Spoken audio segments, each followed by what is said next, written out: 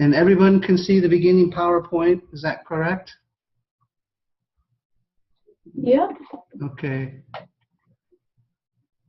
And let me do one more participant manage. So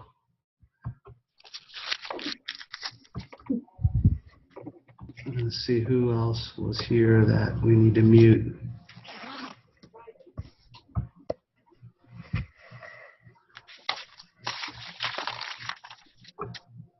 Okay. Here we go.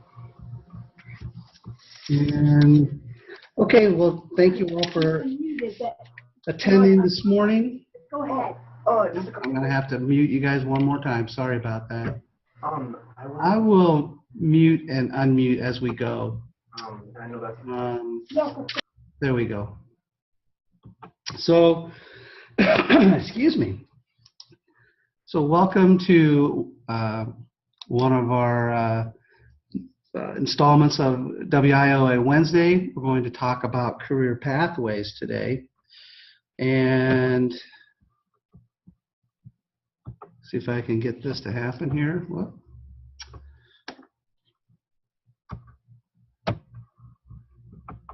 See if I can.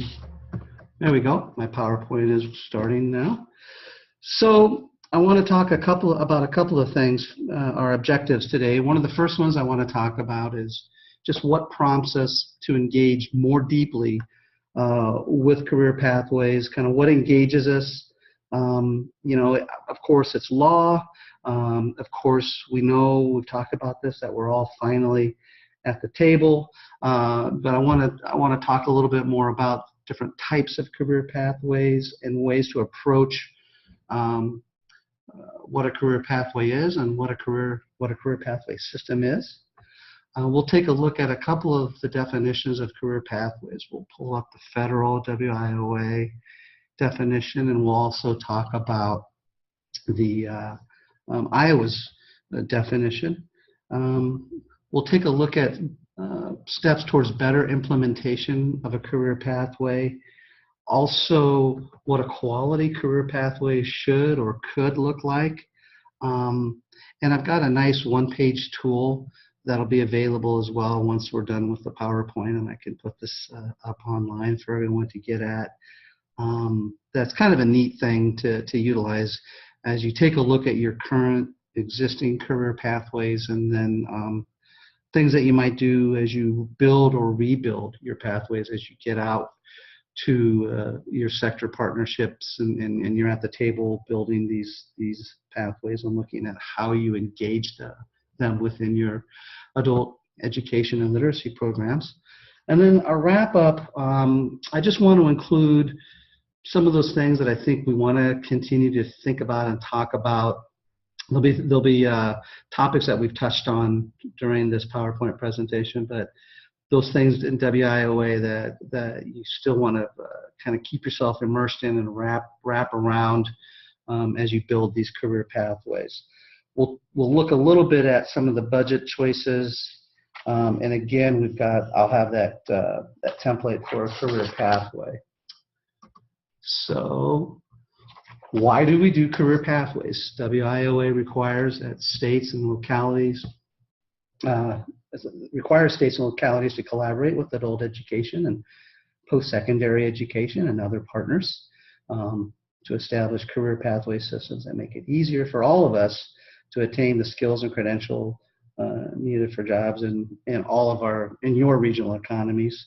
Not that we need a better reason, but I think it's just very cool that adult ed is at the table. Your expertise is needed, and so I really think that that's one of the best reasons why you guys are part of it.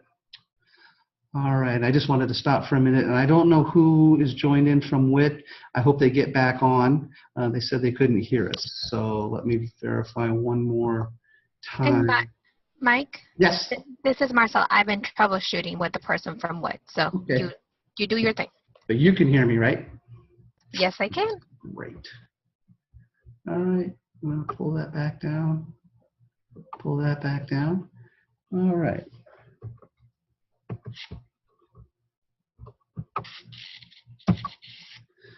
So we want to talk a little bit about, it's always good to bring up the definitions of a career pathway. I know we've seen them. We don't always get a chance to talk about them. But for that federal WIOA definition, it means it's a combination of rigorous and high-quality education. It's training. It's those services that align the skills and the needs of industries with the economy and the state and within your regional sector partnerships. And again, part of this is we really hope that you're working at building those partnerships and those relationships with those sectors and those industries. Obviously, all of this helps prepare an individual to be successful in a full range of secondary, because they're involved as well, and post-secondary, that's us, including apprentices registered under the Act of August 16th, 1937, and apprenticeships, pre-apprenticeships are something that are kind of new to all of us, and we're still learning. But I'm trying to get a lot of mileage out of this next picture, and I think some of you may have seen it if you've been at a couple of the trainings. But that strapping young man on the right is Mr. Jim Jolly. He's learning a machinist trade in Creston, Iowa, about 1890. He was 21 years old, and as you can see, we've been doing career pathways, apprenticeships, those types of things for a long, long time. And that Mr. Jim Jolly just happens to be my great-grandfather. So I've been trying to get a lot of play out of this particular slide. So as we continue with the federal WIOA definition, it also includes counseling to support an individual in achieving the individual's education and career goals. And when you think about it, I mean, I know all of you are heavily involved in it, but we're saying that it's, as we look at adding new people into our programs, it's any and all verified services. Really, again, take a look at those available community-based organizational outreach programs, those intensive case management pieces, one-on-one assistance that can address and help the specific needs and barriers of that individual, and that's just to name a few. So it also includes, as appropriate, education offered concurrently and in the same context, so concurrent and contextually, as we'll talk about later, and we've already talked about that as we've looked at integrated education and training. But as workforce preparation activities and training for specific occupation and/or occupational clusters. And we were talking about that this morning, is kind of where did that career pathway, the whole concept come about, and how do you tie that in? And those clusters and occupational clusters are a good piece to begin to take a look at how you build those and structure those. And I think it's good to have a greater understanding of what those look like. That federal definition also says that it organizes us, education, training, and other services to meet the particular needs of an individual in a manner that accelerates the educational and career advancement of the individual to that most extent that is practicable. And again, I think it's good to reiterate our role, your role, the role that adult education plays in successfully implementing this piece of the definition. It's the idea of all of you, all of us providing substantive content towards expediency for employment. Right? And I think that's important to think about, just to kind of have on our minds as we look at building and rebuilding some of our programs.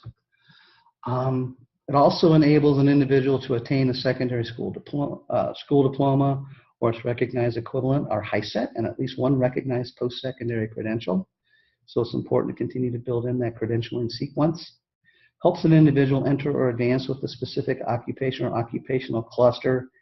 And we know what those are, but I think it's worth just, an example would be a health and science cluster, where you could do employee planning, managing, delivering therapeutic services, any diagnostic services, those health informatics that are out there, support services. We know what they are. We've kind of seen it, but if you break apart and pull apart that cluster, you've got the biotechnology research. All of that is within different types of programs within all of our region and all of our community colleges. And And those are broken down into those pathways then. So biotechnology, research and development, diagnostic services, health informatics, support services, and then therapeutic services. So before I head to the Iowa definition, let me just pull up the chat box and see if there's anything there. And then I will, let me go do an unmute real quick before we head to the Iowa. Okay. If anybody had any questions so far. I can hear somebody talking and typing. All right, I'm going to mute everybody. There we go. And so that Iowa definition is obviously very similar to that federal definition. Consists of the structured course sequences and organizes that rigorous and high quality education and training and other services. And again, I think it's important to highlight education and training because that's that partnership between you, us, and workforce, and all the other services related to that target industry cluster. And again, you break that out through those sectors and kind of figure out what that's going to be. In order to meet education and skill needs of the region and the state and the particular needs of an individual, all in that context of workforce prep. And that's kind of that overarching piece of it is that we're really, and I can't say that enough, and I think it's one of the first things I remember when I came to the Department of Ed is it's, we need to stop thinking about stop thinking about it as education. We need to start thinking about what we're doing as employment and pushing people towards employment. And this is achieved through that collaboration between industry partners and support partners within that sector partnership. And we've worked on this for probably a year and a half, and we've been talking to a lot of the different community colleges and those programs about how you're building those relationships, how you're engaging your partners. So this is really that piece of it. And by the way, the definition can be found in our unified plan, and that would be on the WIOA page on that workforce development site. So you could go there and get it. I did not include it as a slide, but it's pretty easy to find. So as our definition continues, our career pathway includes advising and support services, which identify education and career needs and goals to meet the needs of that individual, or with or without the need for relevant and reasonable accommodations, which is kind of nice that they put that in there. That's that Iowa Vocational Americans with Disabilities Act piece, which is kind of cool that that's in there. To meet the needs of all individuals, a career pathway must be equipped to effectively enable that individual to attain a post-secondary school diploma, which we know came from the federal standard. It's recognized equivalent. That's our high set, and at least one recognized post-secondary credential, and that's very important that they've got that piece, that credentialing, that piece of paper that can follow them and go with them to get them into that employment, that recognized employment that will give them kind of a family-sustaining wage. Also prepare an individual to be successful in any of a full range of secondary and post-secondary education options. So that's that college-ready piece. Also helps an individual enter and advance within a specific occupation or occupational cluster. So we'll move to the final piece of that, which attention must be given to the strategies and approaches which we all put together, you, us, all of our partners, which accelerate the educational post-secondary credential attainment and career advancement of the individual to the extent practicable. And really, again, I think this is where you guys are with your expertise. This is really why you're at the table, and this is why the partnering that you're doing, again, is so important. So the strategies on this piece must include but not limited to the concurrent delivery of adult education and eligible post-secondary education programs. That bridging curricula, which connects adult and basic education to workforce prep programs and also integrates education and training to allow students to advance in their education and employment.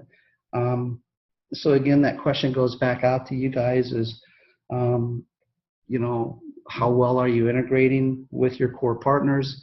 You know, as you continue to work on those relationships, what are those things that you guys are doing, and what are you talking about? I'm going to stop for a minute and grab the chat box and see what we've got going on. So we're okay on our chat box, and I'm going to go ahead and unmute real quick, even though I know it gets a little bit echoey, so you guys need to mute yourselves as well, and then unmute if you want to say something. So I'm going to go ahead and unmute. Any questions? All right, I'm going to mute again. Sorry for all of the echoing. All right. So what else about WIOA? So try to get my screen to move forward. So WIOA's career pathway definition, you really want to think about those two core elements, and that's anchoring the work in demand-driven occupations and a sector partnership, and then using evidence-based education and workforce development practices. So those are kind of, as you do more thought process on your current career pathways, as you begin to look at developing any new career pathways with your partners, I think these are two really good core elements. And we'll look at these in a few more slides again, a little more in depth as we look at building quality career pathways. So a career pathway system, and you look at what Iowa's career pathway system is, and again, this is also included in our unified plan, but it's that cohesive combination of the sector partnerships, the resources and funding, which we've talked about several different times in several of our coordinator meetings, the policies that go into that, which we've included in that, data, and I know I'm going to talk about data a couple more times, and I've asked permission to throw Lisa Gard's name out there a couple times as we look at methods for gathering data and what type of data we might gather and those types of things. Also the shared accountability measures that support that data and the development of it, what quality, scaling, and sustainability of career pathways for youth and adults look like. As such, a career pathway system, it's a long-term objective for which all sector partnerships should strive. And again, that's why your involvement with those are so imperative and important. A career pathway system is an overarching frame, and it's not couched in any one public education, workforce, or other system, so we're kind of part of that bigger thing. However, one system may take the lead on developing the career pathway. That's okay, but we still want to be part of that and be the driving force and have a big voice in that, in developing that, and whoever's leading that.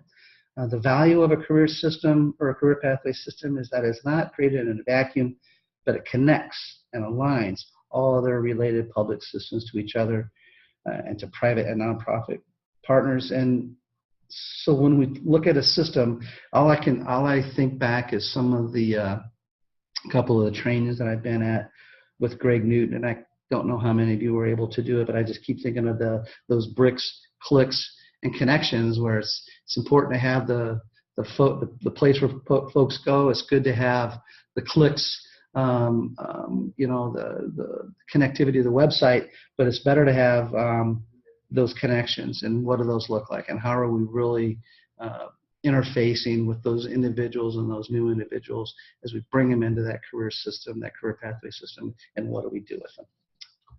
All right. Pull up the next slide here.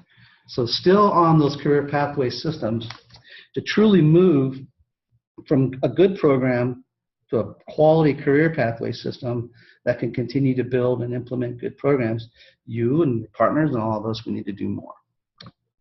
So we'll click the next one. So there's I think there's 4 criteria I think that you just want to keep in mind, that you want to think about as we look at our career pathways.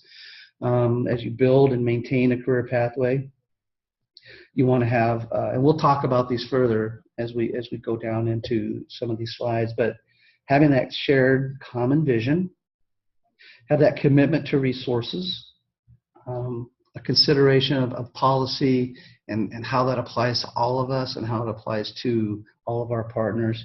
And again, the use of data and shared measures. I think this is all critical criteria. It's addressed all throughout how WIOA is written and presented. You know, and when you think about this, I think one of the things to have in mind, and we've talked about this before, is how you created those MOUs with your partners and what goes into those MOUs, and how have we talked about what our vision, and has everyone had a chance to talk about what this is going to look like and what's shared in there? How have you developed those resources and who's responsible for what? Are there in-kind services? Is there funding, finances, budgeting going on? What about how we policy everything? Is everyone on the same page with policy? Are there conflicting policies? And then again, you know, how do we look at proving what's going on? How do we have those metrics and those measurements? So click to the next slide. So in doing so, I think that there's some steps that can assist and augment with that, developing those new and existing career pathways. You can define your career pathway by completing a template, in which I've provided on the next slide, and again, I'll throw that up there. The form is kind of cool. It kind of helps you name a pathway, identify the intended targeted populations, identifies how the WIOA defined elements exist in that pathway. And let me click on the next one. Your staff and partners can use this document to learn about the career pathway models and partners and providers that partners and your providers are implementing, and can retain these forms to allow for consistent reporting, information sharing across providers, and responses to requests for information. So I'll put this slide up real quick, and I kind of crunched it and condensed it all on one, but it's something that we can pull out, and I'll make sure that it's available. But the first one, it talks about the targeted population, and I think that's important because it really kind of helps define and focus who you're working with. You want to describe the individuals on this pathway model, who is targeted, including individuals with barriers to employment, and what the priority of service populations look like. You want to describe how this pathway embodies the required elements for state-recognized WIOA career pathways. So I think it's kind of neat that it kind of gives you that opportunity to really condense and think about what the target population is. You'll have that sector identification piece, so you'll describe how this career pathway aligns to the skill needs of your local and regional employers, and including your sector strategies. And it uses your labor market information, so that's a really big piece of how you develop or redevelop or realign yourself within that career pathway and all that's going to be offered within that. It takes into account for the stackable education and training for recognized post-secondary credentials with that labor market value. So it's kind of neat because it describes a range of education and training activities across the system that you'll be part of developing, or you already have developed, including secondary diploma or its equivalent, and at least one recognized post-secondary credential, which is part of what our career pathway system says we want to do or need to do. And are these programs on the eligible training provider list? And I've got a little bit about that towards the end, where we'll talk about, again, some of those things we want to pull out and make sure that we're thinking about as we look at career pathways. We've talked about this before in one of our WIOA Wednesdays, is that integrated education and training. You know, put in, 3 or more IET components, academic workforce preparation and workforce training. Note balance simultaneous components organized for accelerated education and career advancement. and attach the combined set of learning outcomes. So it's kind of neat that it kind of pulls that out and allows you to kind of attach that to it. Also takes a look at career services and support services. So you would describe those counseling pieces that are out there: employability, skill development, work experience, and placement and retention services for education and employment success. Describe that navigation, career counseling, and participant supports, especially individuals with barriers to employment. And then that final piece, the opportunities to enter and advance, which is a really big piece of what that career pathway should be. And I didn't include, you know, those career pathway graphs where it has the big arrow pointing up and the on-ramps and off-ramps. I know we've all seen that. I just think it's, at this point, it's good to just kind of bullet point out and describe what those entry and exit points are. You know, the fact that I know all the programs are using flexible scheduling and different delivery models that allow for the combination of work experiences, work-based training, and other employment and education training combination. I think it's a pretty cool slide. I think it's a really neat tool. 6 basic questions to kind of help people get wrapped around about what supports a career pathway and what it would look like. Now we'll stop for a second and I'll unmute, and hopefully those of you who are not muted, please mute yourself so we don't get the feedback, and I'll see if there's any questions. You are unmuted. Still hearing some feedback. Be sure to mute yourselves, guys.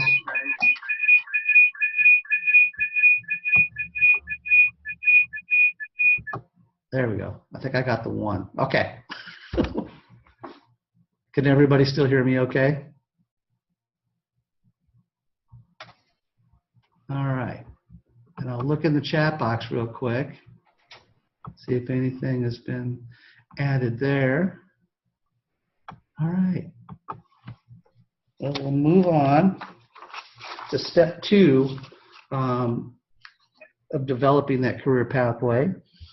And again, these are just different approaches, different thought processes as you take a look at engaging sector partners, engaging partners, engaging all the folks in your region as you look at career pathways.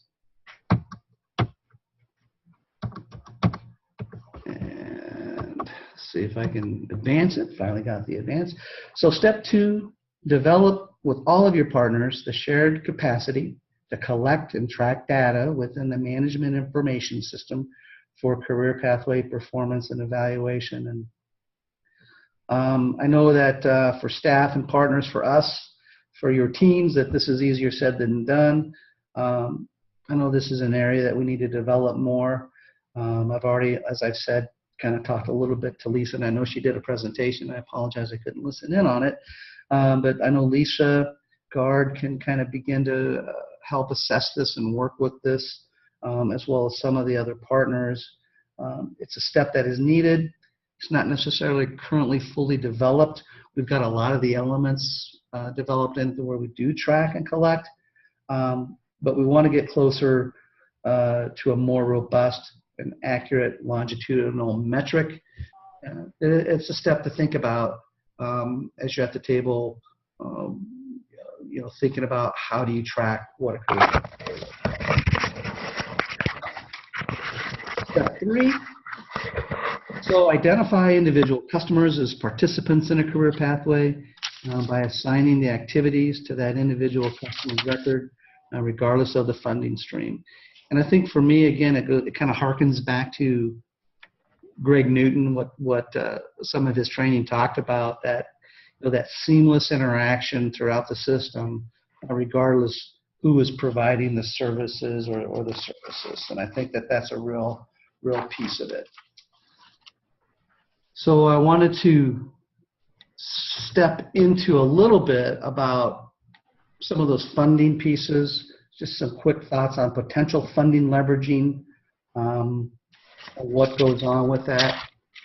Hang on here, I'm gonna go ahead and mute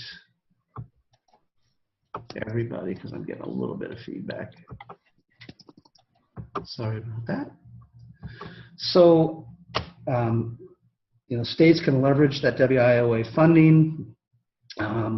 with discretionary state funding and TANF and other human services funding to jumpstart integrated education and training pilot programs across our regions, while sustaining funding opportunities are identified and encouraged through policies and procedures. And again, it's that MOU piece. And what do you have to offer? And funding doesn't necessarily mean actual dollars. It can mean those in-kind services and those types of things that we can provide amongst each other. Additionally, braiding funding. Again, it's good to talk about that. Again, the difference between blended funding and braided funding is, blended funding, once you throw it all in the pot, you don't really know who gave what and how it's provided. With braided funding, you can unbraid it, and it can kind of go back to where it came from, so you can kind of track and follow and know as you begin to kind of provide supports for those individuals that braided funding is kind of connected to a program, connected to a support, connected to an eligibility process. So the use of multiple diverse funding streams to help pay for specific components of career pathways.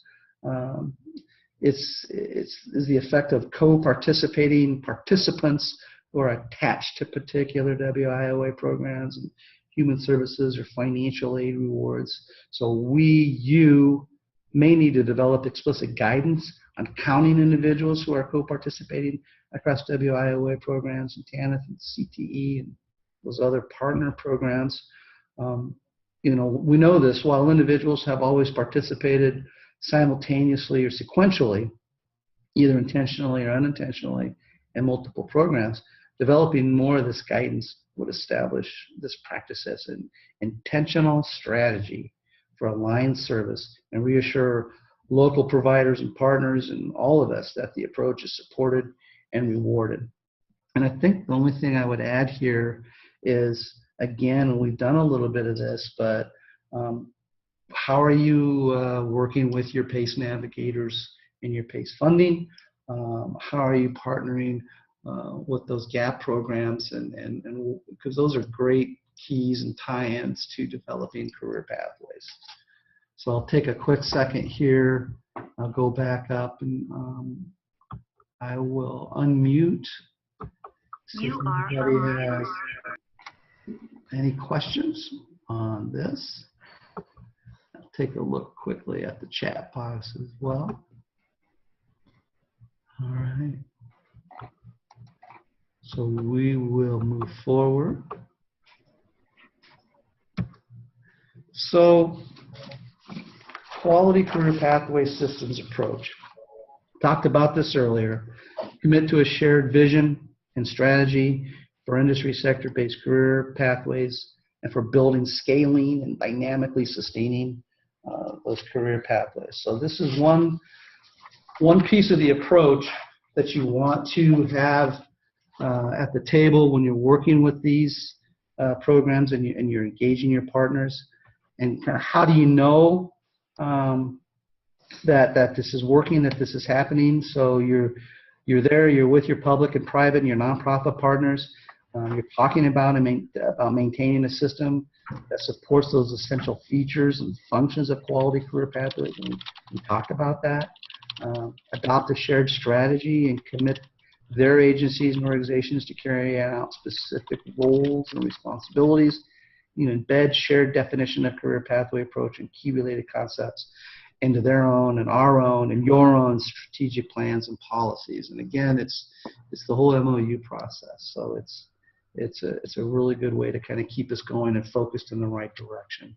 Hang on a second, I'm going to mute everyone again, getting a little bit of feedback. Okay. Second piece of this, engage employers and integrate sector strategy principles to ensure multiple employers, businesses, associations, labor unions, and partners are creating demand-driven career pathways. How do we know? How would you know you're doing that? What are some of those indicators, again, that your employers and your businesses and associations and labor market or labor partners have made a demonstrated investment in building, scaling, and sustaining that career pathway system? And labor market intelligence informs development and ongoing relevance of career pathways. And Partners integrate sector strategy principles, including a focus on that regional in-demand occupation, and there's a focus on the dual customers, the workers, job seekers, and employers. And that's something that we don't always have built in, but we need to work at that. That system change and alignment and engaging multiple employers are happening. So those are good indicators that you're on a really good systems approach and that you're working towards that.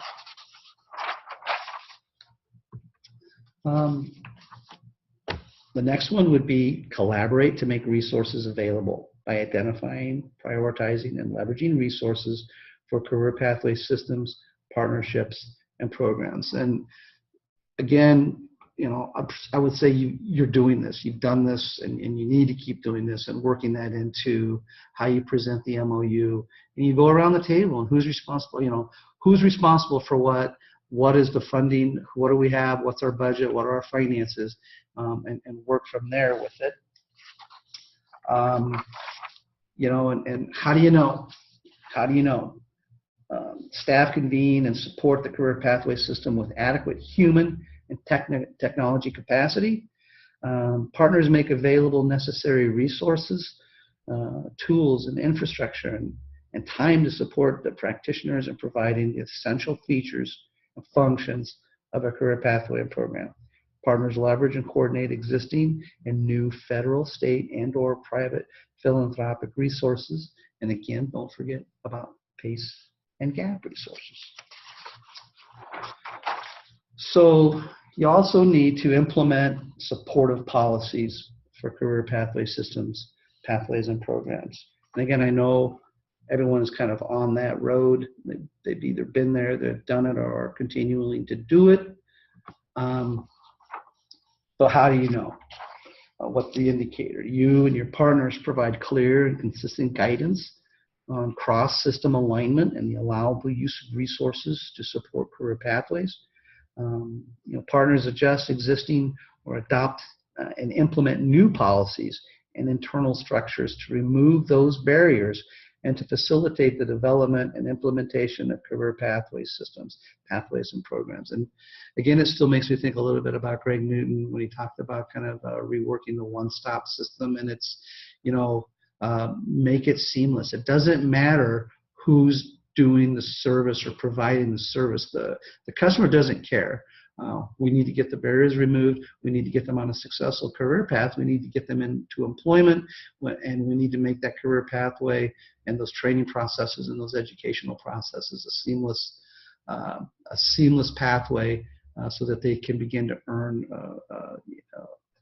family wage sustaining occupation. And again, through all this, we still continue to need to think those MOUs. We've talked about this as well, using data and shared measures to measure, demonstrate, and improve participant outcomes. And I think this is where Lisa and Vlad, our MIS system, can be very instrumental. And as we know that, if we can get help from our partners to develop our capacity, their capacity, and provide data to support the use of longitudinal cross-system data, including data collected by community-based career pathway programs, as well as educational institutions. It's us. Partners evaluate how well the career pathway system is performing and support continuous improvement efforts. So that evidence-based learning and training comes in there. And again, these are things that I know we're working on. They're not easy to do. Trying to get everyone to talk together is not always the easiest, but that's why we're at the table, and that's why we're having those conversations. The next one would be implement and integrate evidence-based practices and processes, specific regional and local career pathway systems. And again, how do we know? Partners engage in continuous improvement processes in order to develop and integrate a set of evidence-based practices and processes that optimize career pathway participant success. You and your partners provide and measure the effectiveness of the essential features and functions of career pathways. So to kind of narrow it down a little bit, 3 features of a quality career pathway. So I want to recap a little bit here. It would be a well-connected and transparent education, training, support services, and credentialing within specific sectors or cross-sector occupations, often delivered via multiple linked and aligned programs. So this is one piece to kind of to have in mind when you're evaluating your career pathway process. Second one would be that there's multiple entry points. Again, think of that big long line that I didn't put in here, but how you get on, how you get off, and all the credentialing that takes place, and that it's a process, and it's a lifelong process. But the multiple entry points that enable well-prepared students, as well as the targeted populations with limited education skills, English, and work experience to successfully enter the career pathway. Targeted populations served by career pathways may include adult education or other low-skilled adult students, English language learners, and offenders or ex-offenders. WIOA includes high school students and also includes disconnected or opportunity youth, some former military personnel, or underemployed adults, or others.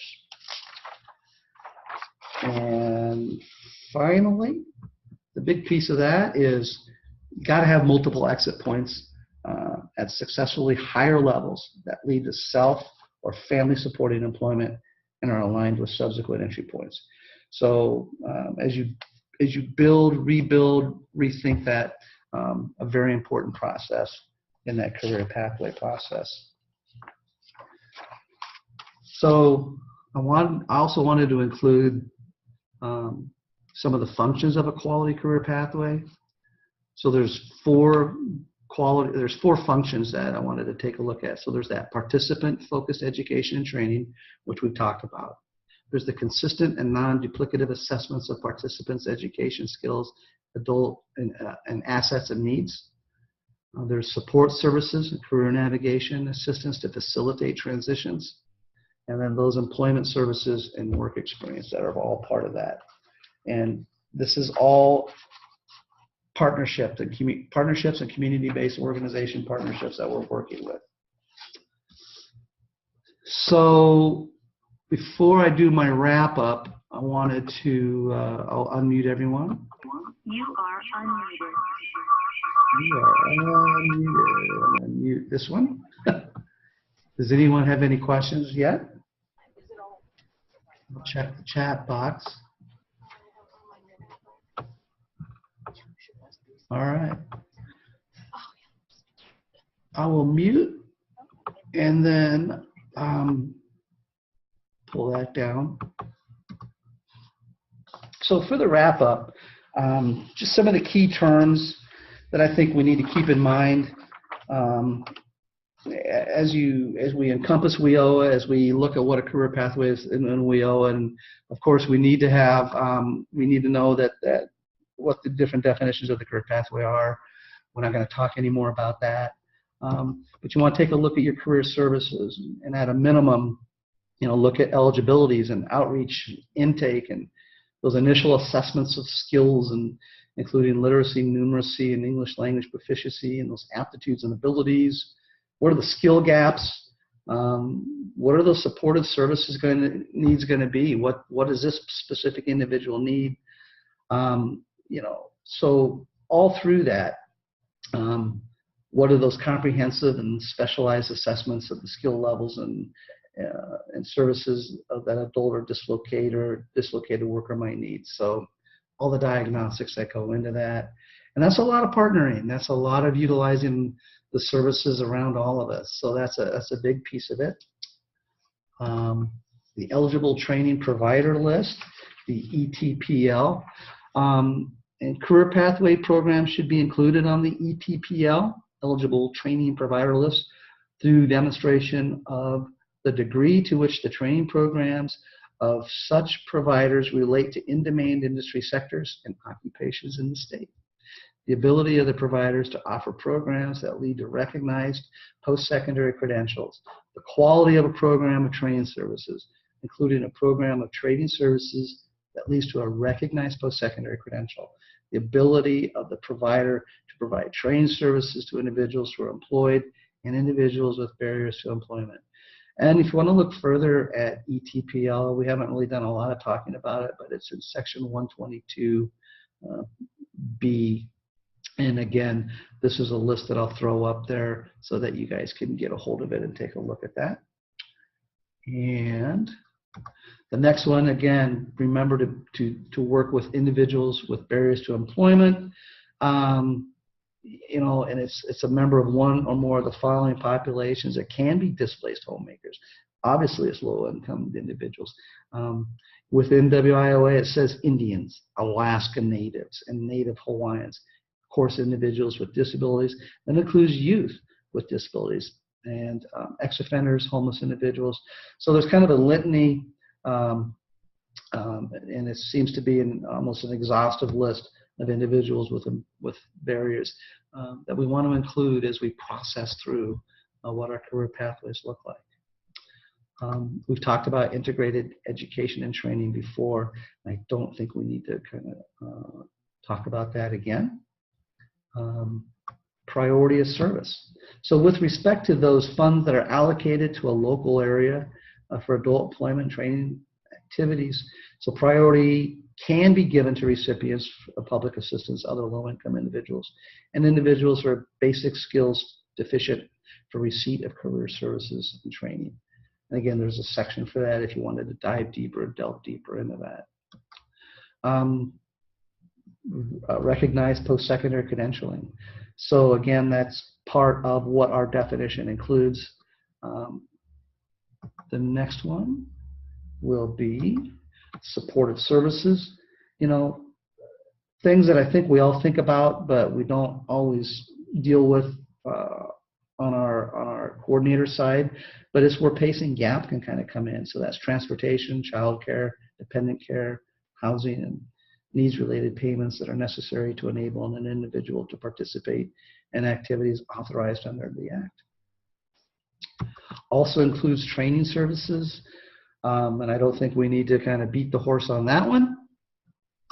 Work-based training, those on-the-job, customized training, incumbent worker training, registered apprenticeships, transitional jobs, and pre-apprenticeship training. Again, those workforce prep activities designed to help an individual acquire those combination of basic academic skills, critical thinking skills, or digital literacy skills, and soft skills, or self-management skills, those types of things. And so I've reached the end of the career pathway session. I'm going to You are unmuted. mute, and then I will. All right. Any questions as we begin to end our session? All right. Hang on here. I want to say happy Thanksgiving to everybody. And then I want to ask you And I about. wanted to add resources. He was And going this to will, again, will be up on there on our pages, but time, and that is. class has a really good resource publication, and this jff.org publication was very good on Okay, and I've career had pathway systems change. So if I gotta mute, in the fall, I or gotta mute Noel. There we go. Go back up, and then also under the Department of Labor, it's got the TEGL, the Training and Employment Guidelines letters, and it can assist you with some data metrics and guidance on definitions as well. If you wanted to go that deep, you could certainly do that. And I think that's it. Mike, Yep. you talked about a handout. When will that be available? I'm going to try to put these all up today. Okay. I don't know if they will. I don't know if Barb Levine is in the office. I can actually throw them up online, but I'll also push them over to our what's our little With site? you? WIOA, thank you. Yes. Okay. Yeah. Thank you. Yep. So I'll do the presentation, and I'm going to put the note page that's got that kind of comprehensive list of WIOA processes as you look at a career pathway that I just went over for the wrap up. All right.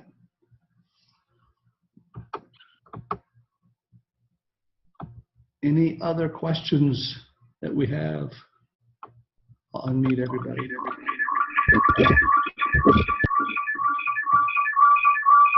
Yeah, that. There we go. I think I got everybody unmuted. Well, thank you all. I hope this was informative. It encompasses a lot within that career pathway model. It's probably quite a bit more than we've ever done talking about career pathways. I think it's good to do it. And thanks again. Have a happy Thanksgiving, everybody. Thank you, Mike. Happy Thanksgiving. Happy Thanksgiving. See you guys. Bye. Bye-bye.